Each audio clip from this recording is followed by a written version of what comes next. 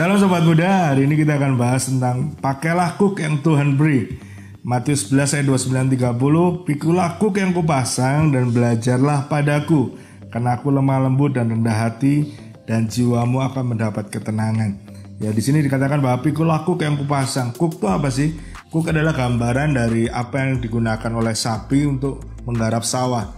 Biasanya untuk membajak itu perlu sapi 2 ya untuk menggarap sawah. Nah, kayu yang digunakan oleh sapi itu adalah kuk.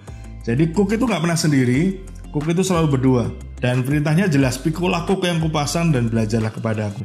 Kenapa itu? Satunya kita, satunya Roh Kudus. Jadi bisa dibayangkan betapa luar biasanya Tuhan, kita tidak dibiarkan sendiri.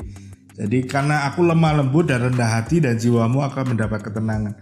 Jadi ketika Tuhan memberikan kuk itu, dia bukan Tuhan yang membiarkan kita sendiri, tapi dia Allah Immanuel yang memberikan kita Roh Kudus untuk kita berjalan bersama Roh Kudus menopang semua permasalahan kuk yang Tuhan berikan dalam hidup kita.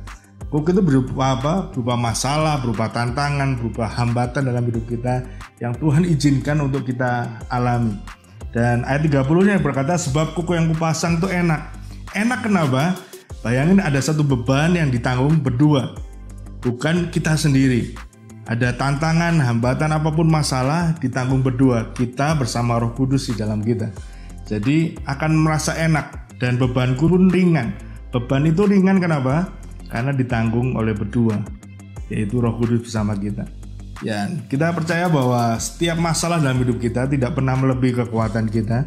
Kenapa? Karena Tuhan ada bersama kita. 1 Korintus 10 ayat 13, pencobaan-pencobaan yang kamu alami ialah pencobaan-pencobaan biasa yang tidak melebihi kekuatan manusia. Jadi pastikan bahwa ketika kita menghadapi masalah, tantangan, hambatan, apapun itu, tidak akan pernah melebihi kekuatan kita. Sebab Allah setia, dan karena Ia tidak akan membiarkan kamu dicobai melampaui kekuatanmu.